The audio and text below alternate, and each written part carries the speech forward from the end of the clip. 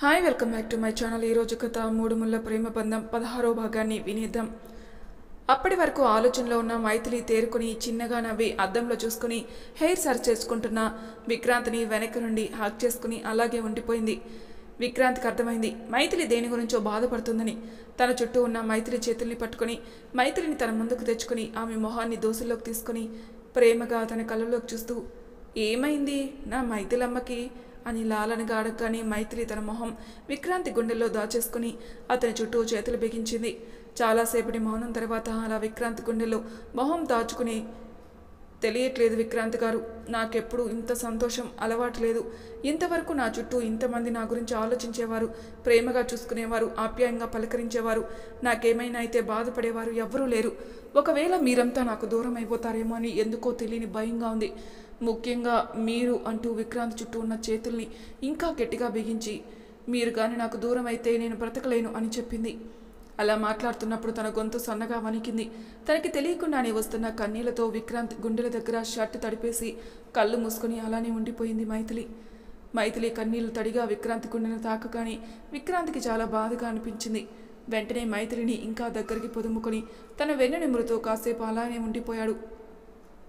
కాసేపటికి మైథిలిని బెడ్ మీద కూర్చోబెట్టి ఆమెకి ఎదురుగా విక్రాంత్ మోకాలపై నిలబడి మైథిలి కన్నీళ్లను తుడిచి ఆమె చేతులను పట్టుకుని నవ్వుతూ, ఇప్పటి వరకు నీ లైఫ్లో జరిగిపోయిన దాన్ని ఎవరూ మార్చలేరు మైథిలి. జరగబోయేది మాత్రం నీ చేతిలోనే ఉంది. నీకు నచ్చినట్టుగా నీ జీవితాన్ని మలుచుకునే అవకాశం నీ చేతిలోనే ఉంది. జరిగిపోయిన దాని గురించి బాధపడుతూ జరగాల్సిన దాని గురించి పట్టించుకోకుండా ఉంటే తర్వాత మనమే బాధపడాలి.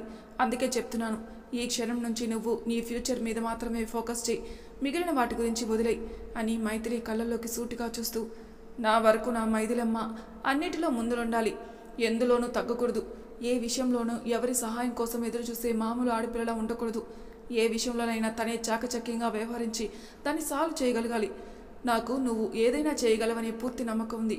నా నమ్మకం మీద నమ్మకం ఉంచి నువ్వు ఏం చేయాలనుకుంటున్నావో అది చెయ్యి. నీకు ఎప్పుడు నేను తోడుంటాను అని చెప్పాడు. అప్పటికే విక్రాంత్ మాటలకి మైథిలి కళ్ళలో సన్నటి కన్నీటి పొర. విక్రాంత్ నవ్వుతూ మైథిలి నుదుటిపై ముద్దు పెట్టి, నా మైథిలమ్మ చాలా స్ట్రాంగ్ కదా, అస్తమానం ఇలా ఎడవడదు అంటూ మైథిలి చెంపల నుండి జారుతున్న కన్నీరును తుడిచి, అయినా నువ్వు దేని గురించి భయపడుతున్నావు, నీ నుండి మేము దూరం అవుతామనా అని అడిగాడు. మైథిలి అవును అన్నట్టు తలూపింది. విక్రాంత్ అలా ఎప్పటికీ జరగదు, అలా చేయాలని చూసిన ముగ్గురులో ఒకరు హాస్పిటల్ బెడ్ మీద ఉన్నారు. అదే ఆర్డర్ రక్షిత్. ఇంకో ఇద్దరు ఎప్పటికీ తిరిగి రాని ప్లేస్కి వెళ్లారు.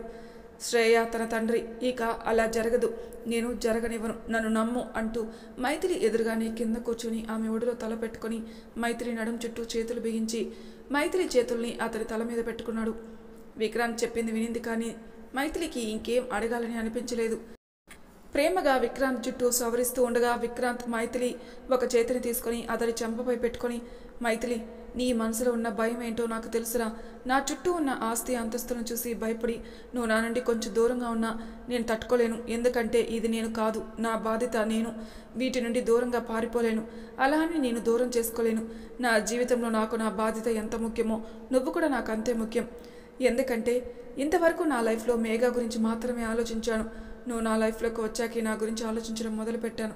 నాకు నువ్వు కావాలిరా, జీవితాంతం నీ తోడు కావాలి, నువ్వు ఎప్పుడూ నాతోనే ఉంటావు కదా అని కన్నీళ్లతో అడిగాడు విక్రాంత్ అలా అడుగుతుంటే మైథిలి అరిచేతుల్లో అతని మోముని తీసుకొని అతని కన్నీళ్లు తుడిచి సూటిగా అతని కళ్ళలోకి చూసి నవ్వుతూ, అంత ఈజీగా మిమ్మల్ని ఎలా వదిలేస్తాను, అసలే నన్ను 2 సార్లు పెళ్లి చేసుకున్నారు కదా అనగానే మైథిలి మాటకి విక్రాంత్ అందంగా నవ్వేశాడు.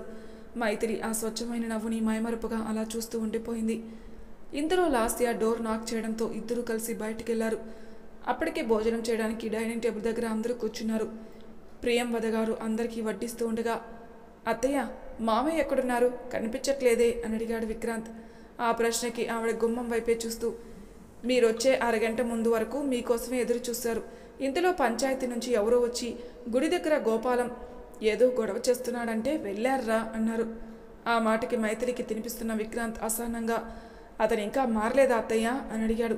ప్రియంవద గారు ఒక నిట్టూర్పు విడిచి, చెడ్డ వాళ్ళందరూ మారిపోతే ప్రపంచం అందంగా మారిపోదు, అందుకే ఇలాంటి వారు అంత తొందరగా మారరు. మీరు వచ్చేటప్పుడు చూసుంటారు కదా మన రోడ్ల పరిస్థితి. 4 ఏళ్ల క్రితం నువ్వు ఇక్కడ ఉండగా బాగు చేయించావు. వాడు వాటిని పాడు చేయడానికి పెద్ద టైం పట్టలేదు. ఇదిగో ఇప్పుడు నువ్వు ఇక్కడికి వస్తున్నావు, గుళ్ళో హోమం చేస్తున్నావని 2 రోజుల నుండి ఏదో గొడవ చేస్తూనే ఉన్నాడు అని చెప్పారు. విక్రాంత్కి కాల్ రావడంతో ఇప్పుడే వస్తానని చెప్పి పక్కకెళ్ళాడు. అక్కడున్న ఎవరికి ఆవిడేం మాట్లాడారో, ఎవరి గురించి మాట్లాడారో అస్సలు అర్థం కాలేదు. కానీ లాస్య మేఘనకు మాత్రం కొంచెం అర్థమైంది.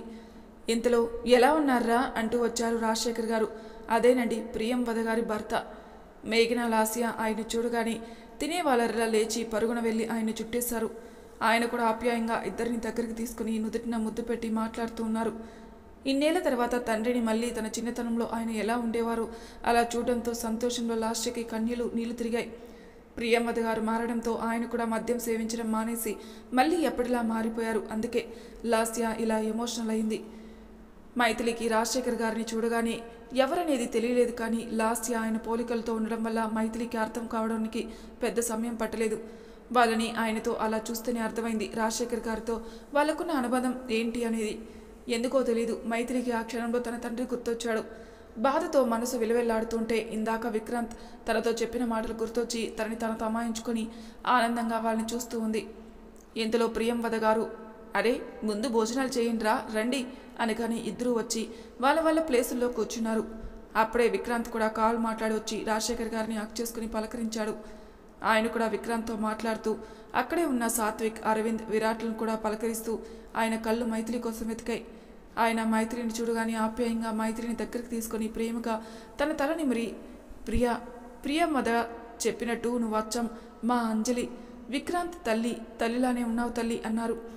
ఆ వెంటనే బాధతో ఆయన కళ్ళు చెమ్మగిల్లాయి. అలానే బాధగా మైథిలి చేతులను పట్టుకొని, మమ్మల్ని క్షమించు తల్లి, నా కొడుకు చేసిన తప్పుకి నేను నిన్ను క్షమాపణ అడుగుతున్నాను అన్నారు. వెంటనే మైథిలి కంగారుగా ఆయన చేతుల్ని పట్టుకొని, అయ్యో బాబాయ్ మీరు అలా మాట్లాడకండి, జరిగిందేదో జరిగిపోయింది, ఇక ఆ విషయాన్ని వదిలేయండి.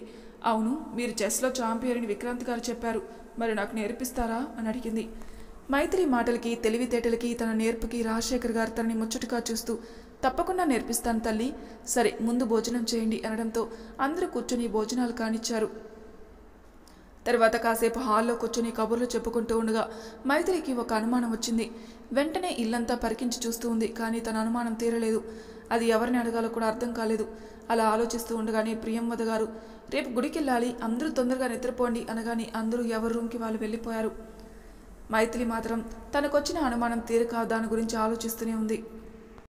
మైథిలి తల ఆలోచనలో తనుండగా అప్పుడే ఏదో కాల్ మాట్లాడి వచ్చిన విక్రాంత్ మైథిలి అంత దీర్ఘ ఆలోచనలో ఉండడం చూసి వెళ్ళి తన పక్కన కూర్చొని తన చేతిపై చిన్నగా తట్టాడు. విక్రాంత్ స్పర్శకి మైథిలి ఆలోచన నుండి బయటపడి పక్కనే ఉన్న విక్రాంత్ని చూస్తూ అతని భుజంపై తల పెట్టుకుని ఆ చేతిని తన చేతితో చుట్టేసి మళ్ళీ ఏదో ఆలోచిస్తూ ఉండిపోయింది. విక్రాంత్ మైథిలి పట్టుకున్న చేతిని ఇంకా గట్టిగా పట్టుకొని, ఏమైంది నా మైథిలమ్మకి, ఏం ఆలోచిస్తుంది అని అడిగాడు. విక్రాంత్ ప్రశ్నకి మైథిలి అలా భుజం మీద నుండే, విక్రాంత్ గారు మీరు నన్ను మైథిలమ్మ అని ఎందుకు పిలుస్తున్నారు అని అడిగింది. మైథిలి అడిగిన దానికి విక్రాంత్ నవ్వుతూ తన చేతిని పట్టుకున్న మైథిలి చేతికి ముద్దు పెట్టి, ఎందుకంటే నేను నీలో మా అమ్మను చూసుకుంటున్నాను, అలాగే నాకు నిన్ను మైథిలమ్మ అని పిలవడం అంటే చాలా ఇష్టం రా, ఏ నీకు అలా పిలవడం నచ్చలేదా అని అడిగాడు. విక్రాంత్ మైథిలి అమ్మ అని పిలవడం నాకు చాలా ఇష్టం అని చెబుతుంటే ఆ గొంతులో సంతోషం మైథిలికి స్పష్టంగా తెలుస్తుంది. తనకి తన భర్త తన తల్లి స్థానాన్ని ఇచ్చేంత ప్రేమిస్తుంటే మైథిలికి చాలా సంతోషంగా అనిపించింది. విక్రాంత్ నీకు నచ్చలేదా అని అడగడంతో మైథిలి నవ్వుతూ తను పట్టుకున్న విక్రాంత్ చేతికి ముద్దు పెట్టి, ఎందుకు నచ్చలేదు, చాలా నచ్చింది విక్రాంత్ గారు అని చెప్పింది. మైథిలి అలా చెప్పగానే విక్రాంత్ కూడా చాలా సంతోషించాడు. విక్రాంత్ మళ్ళీ మైథిలి ఆలోచనలో ఉన్న గమనించి, ఇంతకీ నువ్వు దేని గురించి అంతగా ఆలోచిస్తున్నావో చెప్పలేదే, ఏమైందిరా అని అడిగాడు. మైథిలి కొంచెం తలెత్తి విక్రాంత్ కళ్ళలోకి చూస్తూ, నాకు మిమ్మల్ని చాలా విషయాలు అడగాలనుంది, కానీ వాటికి మీరు ఎలా రియాక్ట్ అవుతారని భయంగా ఉంది అంది. మైథిలి మాటలకి విక్రాంత్ నవ్వుతూ మైథిలి మొహాన్ని తన అరచేతుల్లోకి తీసుకుని, నువ్వేం అడగాలనుకుంటున్నావో నాకు తెలుసురా, నేనే టైం వచ్చినప్పుడు నీకు అన్ని విషయాలు చెప్పాలనుకున్నాను, అందుకే ఇప్పటి వరకు నీకు తెలియని అన్ని విషయాలు, నీ దగ్గర దాచిన అన్ని విషయాలు చెప్పాలనుకుంటున్నాను అన్నాడు. విక్రాంత్ మాటలకి మైథిలి ఆశ్చర్యంగా చూస్తూ ఉండిపోయింది. విక్రాంత్ మళ్ళీ మాట్లాడుతూ, అసలు విరాట్ ఎవరు, ఇక్కడ ఎందుకుంటున్నాడు, అరవింద్ వాడి మీద ఎందుకు అంత కోపంగా ఉన్నాడు, నీ మీద పదే పదే ఈ అటాక్స్ ఎందుకు జరుగుతున్నాయి, రక్షిత్ ఏమయ్యాడు, ఇవే కదా నీ మనసులో ఉన్న ప్రశ్నలు అని అడిగాడు. విక్రాంత్ చెప్పినవన్నీ ఇప్పటి వరకు మైథిలి మనసులో తొలిచేస్తున్న ప్రశ్నలు కావడంతో నోరు తెచ్చి కళ్ళు పెద్దవి చేసి చూస్తూ ఉండిపోయింది. విక్రాంత్ అంత స్పష్టంగా ఎలా చెప్పగలిగాడా అని. మైథిలి ఎక్స్ప్రెషన్స్కి విక్రాంత్ నవ్వుకుని చెప్పడం మొదలుపెట్టాడు. ముందుగా రక్షిత్ గురించి చెబుతాను. వాడు ప్రస్తుతానికి కేరళలో ఉన్నాడు. నేను అరవింద్ కొట్టిన దెబ్బలకి వాడి నడుము విరిగిపోయిందట. దానికి ట్రీట్మెంట్ కోసం వెళ్ళాడు. అత్తయ్య మామయ్య బాగా గడ్డిపెరగడం వల్ల వాడు మారాడని వాళ్ళు అంటున్నారు. అది ఎంతవరకు నిజమనేది వాడు వచ్చాకే తెలుస్తుంది అని చెప్పి మైథిలిని చూశాడు. మైథిలి చిన్నగా ఇప్పుడు తనకి పర్లేదు కదా అని అడిగింది. విక్రాంత్ ఏం పర్లేదని కళ్ళు ఆర్పి మళ్ళీ చెప్పడం స్టార్ట్ చేశాడు. నీకు తెలుసు కదా, మా డాడీ మహిదర్ బాబాయ్ వేణు మామయ్య చిన్నప్పటి నుండి ప్రాణ స్నేహితులు. వీళ్ళకున్న మరో ప్రాణ స్నేహితుడే విరాట్ వాళ్ళ నాన్న రవీంద్ర అంకుల్. వీళ్ళందరి ఆలోచన మనస్తత్వానికి రవీంద్ర అంకుల్ కొంచెం భిన్న, కానీ వారి మధ్య స్నేహం మాత్రం చాలా బలంగా ఉండేది. అలా వాళ్ళు మా చదువుల కోసం ఈ పేరు నుండి సిటీకి వచ్చి ఇక్కడ సెటిల్ అయ్యారు. అలా వాళ్ళ పిల్లలమైనా మేము కూడా చాలా స్నేహంగా ఉండేవాళ్ళం. విరాట్, నేను, అరవింద్ ఒకే వయసు వాళ్ళం. చిన్నప్పటి నుండి ఒకే స్కూల్లో ఒకే కాలేజీలో మేము ఎంత బెస్ట్ ఫ్రెండ్స్ అంటే మా మధ్య ఎలాంటి సీక్రెట్స్ ఉండేవి కాదు. మాతో పాటే విరాట్ చెల్లి శ్రేయ, మన మేఘ, సంజు అదే అరవింద్ చెల్లెలు, సాత్విక్, లాస్య, రక్షిత్ కూడా మాతో పాటే మా స్కూల్లోనే చదివేవారు. రక్షిత్, లాస్య మా ఇంట్లో మాతోనే ఉండేవారు. నాకు విరాట్, అరవింద్ తర్వాత సంజు బాగా అలవాటు. చెప్పాలంటే మేఘతో ఎంత బాగా ఉంటానో సంజుతో కూడా అలానే ఉండేవాడిని. సంజు కూడా నాతో ఫ్రీగా ఉండేది. కానీ మా అందరికీ కన్నా భిన్నంగా ఉండేది శ్రేయ. కనీసం విరాట్తో సరిగా మాట్లాడేదే కాదు, చాలా రూడ్గా బిహేవ్ చేసేది. మేమందరం కూడా సెలవులు వస్తే చాలు మా ఊరు వెళ్ళి అక్కడ చాలా ఎంజాయ్ చేసేవాళ్ళం. తర్వాత కొన్ని రోజులకి అత్త డాడీతో గొడవపడి లాస్య రక్షితుల్ని తీసుకుని వెళ్ళిపోయింది. ఆ తర్వాత కొన్నాళ్ళకి సాత్విక్ ఇక్కడి నుండి దూరంగా వెళ్ళిపోయాడు. తర్వాత అమ్మ డాడీ యాక్సిడెంట్లో చనిపోయారు. ఆ తర్వాత వేణు మామయ్య మహిదర్ బాబాయ్ల గైడెన్స్తో చదువుకుంటూ బిజినెస్ని హ్యాండిల్ చేశాను. నాతో పాటు నా చదువులో బిజినెస్లో కూడా నాకు అరవింద్, విరాట్ చాలా హెల్ప్ చేసేవారు. అలా వాళ్ళు కూడా నాతో పాటు రెండిటికి అలవాటు పడి అన్నీ నేర్చుకున్నారు. మాకు లేట్గా తెలిసిన విషయం ఏంటంటే విరాట్ అప్పటికే పీకల్లోతుల్లో ప్రేమలో ఉన్నాడు. అది కూడా మరెవరినో కాదు, మా అల్లరికోతి సంజన ప్రియతో అని తెలిసింది. విరాట్ ప్రేమించిన ప్రియ అరవింద్ చెల్లెలు సంజు ఒక్కరే. అది కూడా మాకు వాళ్ళిద్దరిలో ఎవరూ చెప్పలేదు. మేమే ఏదో వాళ్ళ బిహేవియర్ చూసి చీకట్లో రాయేస్తే బయటపడ్డారు. వాళ్ళ ప్రేమ విషయం తెలిసాక నేను అరవింద్ ఎంత సంతోషపడ్డామో అసలు ఇప్పటికీ మర్చిపోలేం మైథిలమ్మ. ఎందుకంటే సంజు విరాట్తో ఉన్నప్పుడు ఎంత సంతోషంగా ఉండేదో నాకు ఇప్పటికీ గుర్తుంది. వాళ్ళ సంతోషాన్ని దేవుడు కూడా భరించలేకపోయాడేమో. ఒకరోజు విరాట్, సంజు లాంగ్ డ్రైవ్కి వెళ్ళినప్పుడు వాళ్ళ కార్కి యాక్సిడెంట్ అయ్యి ఇద్దరికి చాలా గాయాలయ్యాయి. అక్కడ వాళ్ళని అలా రోడ్డు మీద చూసి ఎవరో హాస్పిటల్కి తీసుకెళ్తే అప్పటికే సంజు మమ్మల్ని వదిలేసి వెళ్ళిపోయింది. విరాట్ కొన ఊపిరితో ఉన్నాడు. ఆ యాక్సిడెంట్ జరిగినప్పుడు కళ్ళు మూసిన విరాట్ మళ్ళీ 4 రోజులు కానీ కళ్ళు తెరవలేదు. వాడు తన గాయాల నుండి బయటపడడానికి పెద్ద టైం పట్టలేదు. కానీ సంజు జ్ఞాపకాల నుండి తన వాడికి దూరమైన బాధ నుండి ఇప్పటి వరకు వాడు బయటపడలేకపోయాడు. ఇప్పటికీ అదే బాధలో ఉండిపోయి మూవ్ ఆన్ అవ్వలేకపోతున్నాడు అంటూ అప్పటికే వస్తున్న కన్నీళ్లను తుడుచుకున్నాడు విక్రాంత్. ఇదిలా ఉండగా ఒకరోజు రవీంద్ర అంకుల్ నా దగ్గరకు వచ్చి విరాట్కి మన మేఘనాకి పెళ్లి చేద్దామని అడిగారు. ఆయన అలా అడగగానే నాకు చాలా కోపం వచ్చేసింది. ఎందుకంటే మన మేఘన చిన్నప్పటి నుండి విరాట్ని సొంత అన్నలా భావించేది. అన్నయ్య అనే పిలిచేది. ఇన్ఫ్యాక్ట్ వాడు కూడా శ్రేయ దగ్గర దొరకని అల్లరి ప్రేమ, అనురాగం మేఘ దగ్గర దొరకగానే వాడు మేఘ దగ్గర చాలా సంతోషంగా ఉండేవాడు. ఇదంతా మాతో పాటు మా అందరి పేరెంట్స్కి బాగా తెలుసు.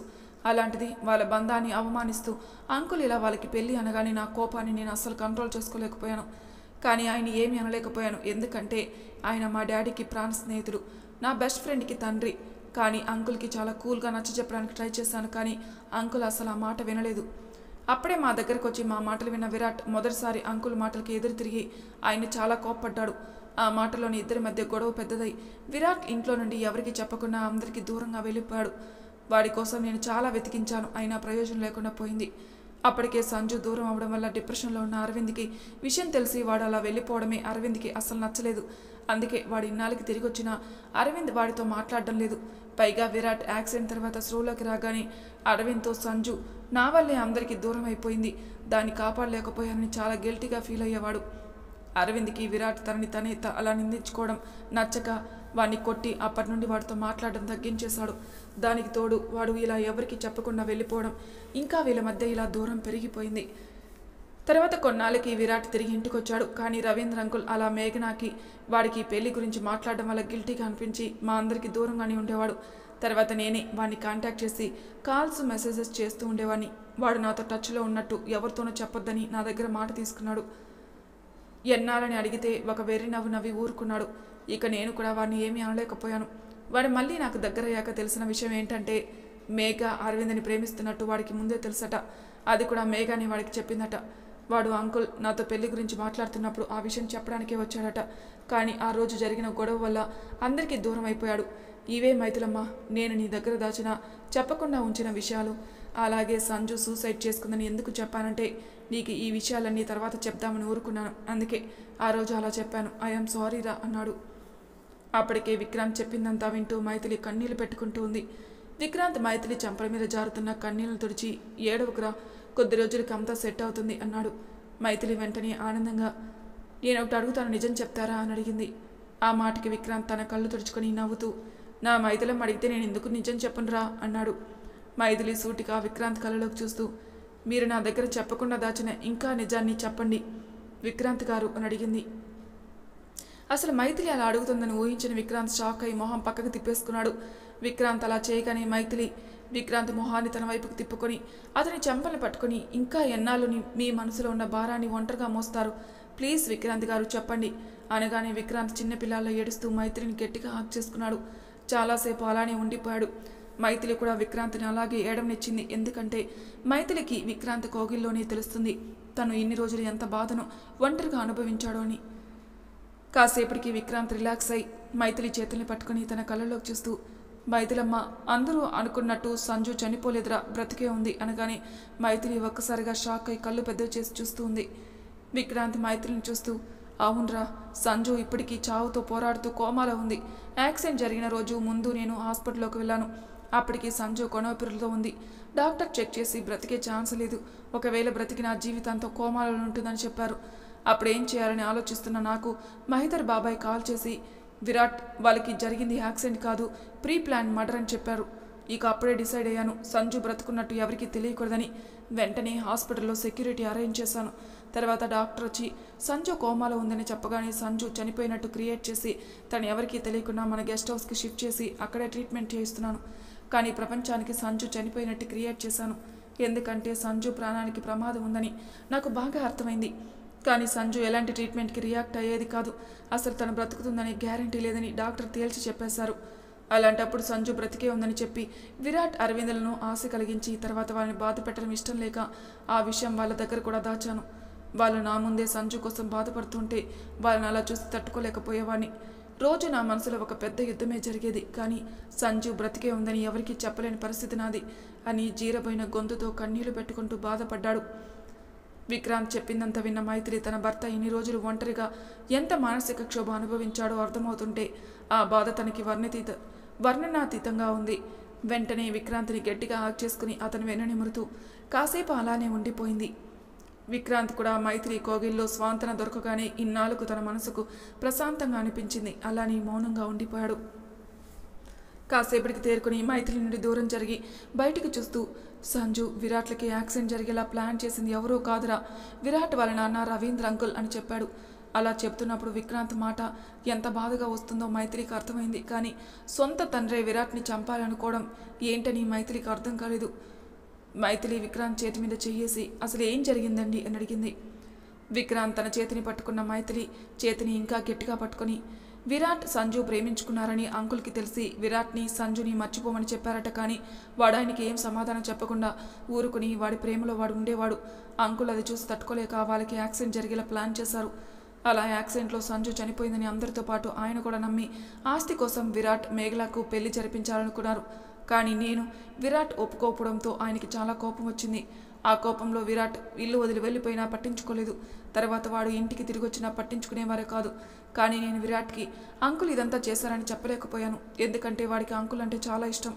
ఆయన తనతో సరిగా ఉండకపోయినా రూడ్గా ఉన్నా ఆయన అంటే వాడికి చాలా ఇష్టం. అందుకే యాక్సిడెంట్ విషయం వాడికి తెలిస్తే తట్టుకోలేడని చెప్పలేదు. తర్వాత కొన్నాళ్ళకు శ్రేయ నా దగ్గరకు వచ్చి నన్ను ప్రేమిస్తున్నాను, మనం పెళ్లి చేసుకుందామని చాలా గొడవ చేసింది. అప్పట్లో పెళ్లి ప్రేమ మీద ఎలాంటి ఆలోచన లేను.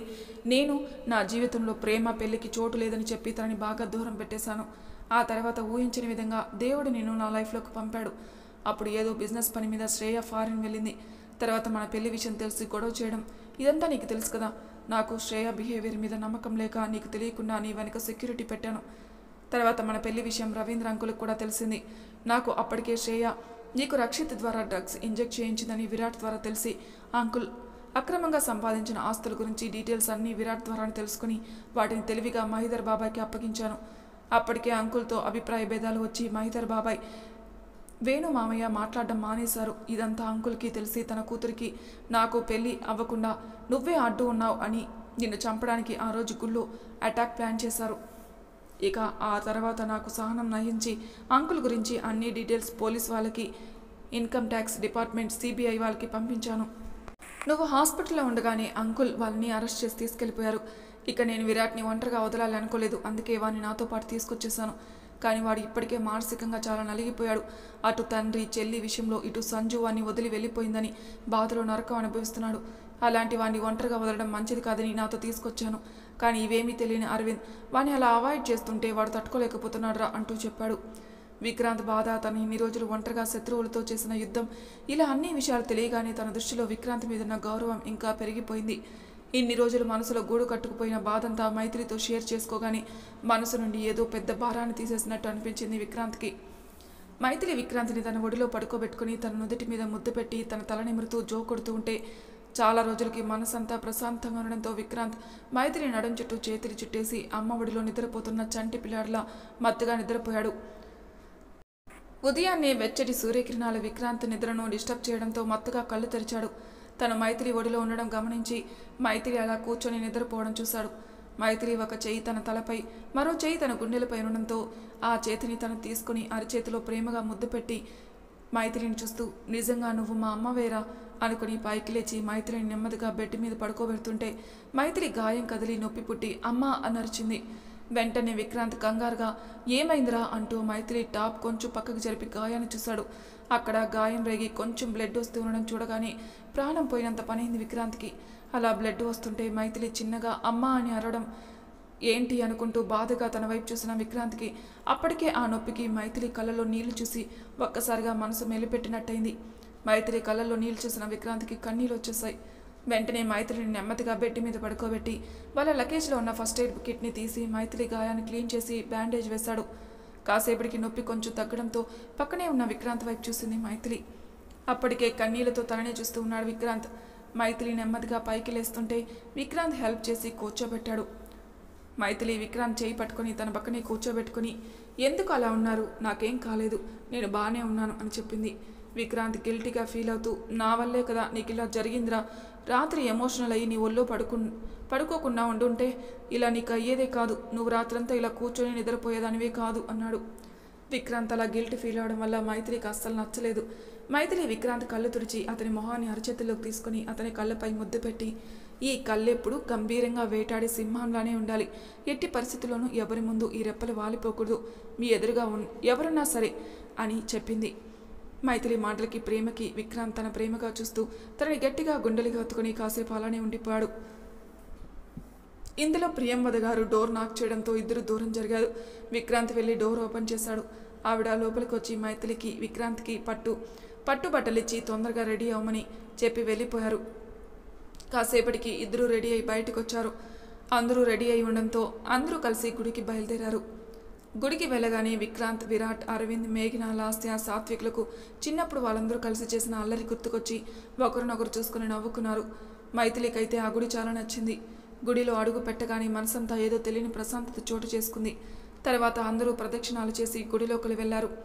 వాళ్ళ అలా గుడిలోకి వెళ్ళగానే వాళ్ళలో పంతులు గారు మాట్లాడబోతుంటే, అబ్బో వచ్చేసాడా మహాదేవ్ కొడుకు అంటూ వెటకారంగా మాట్లాడిన మాట వినిపించి అందరూ వెనక్కి తిరిగి చూశారు.